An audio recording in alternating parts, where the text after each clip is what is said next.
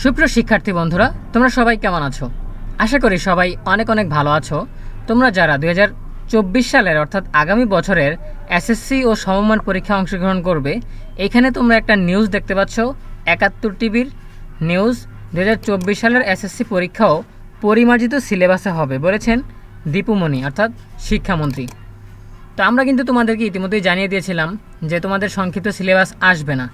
তো এই নিউজে তারা জানাচ্ছে যে গতকাল যখন এসএসসি পরীক্ষার ফলাফল দিচ্ছিল তখন শিক্ষামন্ত্রী একথা বলেছে যে 2024 সালের এসএসসি পরীক্ষাও পরিমার্জিত সিলেবাসে হবে।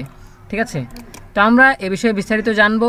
ভিডিও শুরু করার আগে সবার কাছে ছোট্ট একটা রিকোয়েস্ট করছি, যারা এখনও আমাদের চ্যানেলটিকে সাবস্ক্রাইব করনি তারা এখনই সাবস্ক্রাইব করে রাখো, তাহলে পরবর্তীতে তোমাদের জন্য প্রয়োজনীয় সকল শিক্ষণীয় আপডেট সবার আগে পেয়ে যাবে।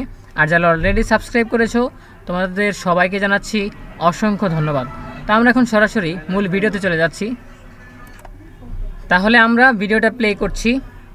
সময় কম পাওয়ায় 2024 সালের এসএসসি ও সমমান পরীক্ষাও পরিমার্জিত সিলেবাসে হবে, সেই সাথে পরীক্ষার সময়ও কাছাকাছি সময় এগিয়ে আনা হবে বলে জানিয়েছেন শিক্ষামন্ত্রী দীপুমণি।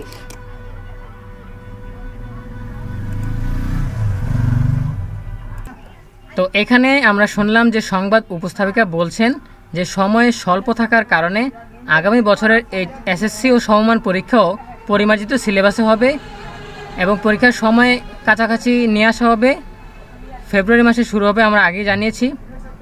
তো এটা উপস্থাপিকা বলছেন। এখন পরবর্তীতে তারা কি দেখাচ্ছেন সেটা যদি আমরা দেখি, দেখুন এটার পর নগদের একটা বিজ্ঞাপন চলে আসলো, তারপর শিক্ষামন্ত্রী বলছেন। তো আমরা পুরো ভিডিওটা দেখে নিয়েছি। শিক্ষামন্ত্রী এখানে বলেছেন যে ছেলেরা কত পার্সেন্ট পাস করেছে, মেয়েরা কত পার্সেন্ট পাস করেছে, গত বছর ছেলেরা কত পার্সেন্ট পাস করেছিল, ছেলেরা কতটুকু পাস করেছিল, গত বছর পাশের হার কত ছিল, এবছর পাশের হার কত, এইসব বিষয় নিয়ে কথা বলেছেন। কিন্তু 2024 সালের এসএসসি পরীক্ষার সিলেবাস নিয়ে তিনি কিন্তু কোনো কথা বলেননি। যদিও এটা দেশের জনপ্রিয় একটা ইউটিউব চ্যানেল 71 টিভি, জনপ্রিয় একটি চ্যানেল, তারা এরকম একটি খবর প্রচার করেছে যে 2024 সালের এসএসসি পরীক্ষাও পরিমার্জিত সিলেবাসে হবে। সংবাদ পাঠিকা বা সংবাদ উপস্থাপিকা এই কথা বললেও শিক্ষামন্ত্রী কিন্তু নিজের মুখে এই কথাটা বলেননি। তোমরা চাইলে এই নিউজটা দেখতে পারো, তখন তোমরা দেখতে পারবে যে শিক্ষামন্ত্রী নিজের মুখে এটা বলেননি।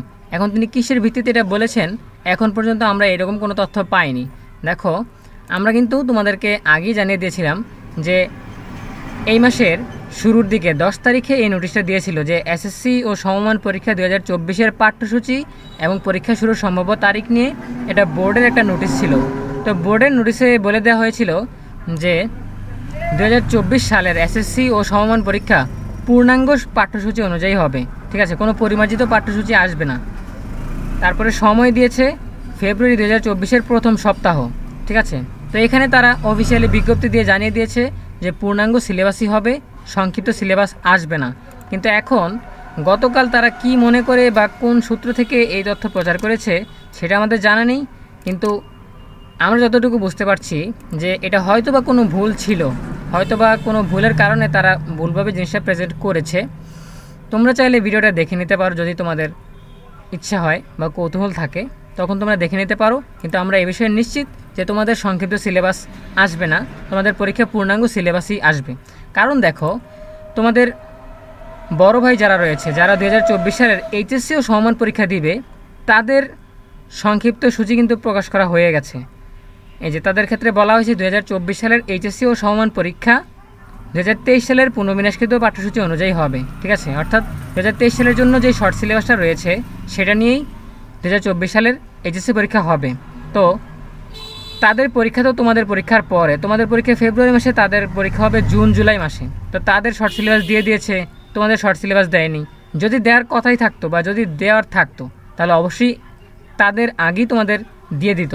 দেখো, তাদের যে নোটিশ, এই নোটিশ প্রকাশিত হয়েছে এই মাসের 6 তারিখে, তার 4 দিন পর তোমাদেরকে জানিয়ে দেওয়া হয়েছে যে তোমাদের পরীক্ষা পূর্ণাঙ্গ সিলেবাসে হবে।